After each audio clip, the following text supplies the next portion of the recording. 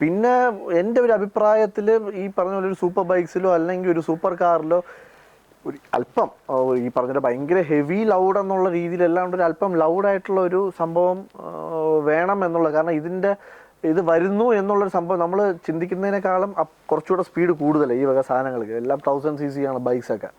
അപ്പോൾ ഇങ്ങനൊരു ബൈക്ക് വരുന്നു എന്നുള്ളത് ആൾക്കാർക്ക് അറിഞ്ഞു കഴിഞ്ഞാൽ അവർക്ക് ആ സൗണ്ട് കേൾക്കുമ്പോൾ അവർ നിൽക്കും. മറ്റത് ഇപ്പോൾ ഇലക്ട്രിക് വാഹനങ്ങളുടെയൊക്കെ പ്രശ്നങ്ങൾ അതാണ്. ഞാനത് ഭയങ്കര പ്രോബ്ലമായിട്ട് പറയണമല്ല, എന്നാലും നമ്മൾ ഇലക്ട്രിക് വാഹനങ്ങൾക്ക് സൗണ്ട് ഇല്ല.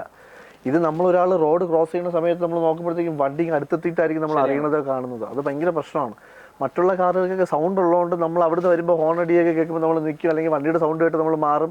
നമ്മൾ ബാക്കിൽ നിന്ന് ഒരു വണ്ടി വന്നാൽ നമുക്ക് അറിയാൻ പറ്റും. ഇതൊരു ഇലക്ട്രിക് വാഹനം, ഒരു സ്കൂട്ടർ വരുമ്പോൾ നമുക്ക് അറിയാൻ പറ്റില്ല. ശരിയാണ്. അപ്പം ഒരു പരിധി വരെ ഈ പറഞ്ഞ പോലെ ഒരു അത്യാവശ്യം ഒരു സൗണ്ട് ഉള്ളത് നല്ലത് തന്നെയാണെന്നാണ് പറയുള്ളത്. പിന്നെ ഈ പറഞ്ഞ പോലെ ഒരു കാറായിരുന്നാലും ബൈക്കായിരുന്നാലും ഇപ്പോൾ ഒരു കമ്പനി, ആ കമ്പനിയുടെ അവർ ഒരു ഡിസൈൻ ചെയ്ത് ഇറക്കുന്നത്, അതിൽ പല രീതിയിലുള്ള എക്സ്പീരിമെൻറ്റ്സ് നടത്തിയിട്ടായിരിക്കും ഒരു ഡിസൈനിൽ അവർ ഇറക്കുന്നത്. ആ ഡിസൈനിൽ തിരിച്ചറിയാത്ത രീതിയിലുള്ള ഓൾട്ടറേഷൻസ് വരുവാണെങ്കിൽ അത് നമുക്ക് ഫൈൻ ചെയ്യാം. ചെറിയ ചെറിയ ഓൾട്ടറേഷൻസ് വരുത്തുന്നത് ഇപ്പോൾ തന്നെ നമ്മൾ കണ്ടു. കഴിഞ്ഞ പ്രളയം വന്ന സമയത്ത് നമ്മളെല്ലാവരും ആ ജീപ്പും അതേപോലുള്ള 4-wheel ഡ്രൈവേഴ്സിനെയൊക്കെ എത്രമാത്രം ഈ പറഞ്ഞാൽ നമ്മൾ പെനാൽറ്റി ചുമത്തിയത്. പക്ഷേ ഇങ്ങനെ ഒരു സംഭവങ്ങളും പ്രളയം അതുപോലുള്ള സിറ്റുവേഷൻസ് വരുമ്പോഴത്തേക്കും അവരേ ഉള്ളൂ നമ്മളെ രക്ഷിക്കാനായിട്ട്. അവരുടെ വാഹനങ്ങൾ മാത്രമേ അങ്ങനെയുള്ള സ്ഥലങ്ങളിലേക്ക് കയറിപ്പോവുള്ളൂ.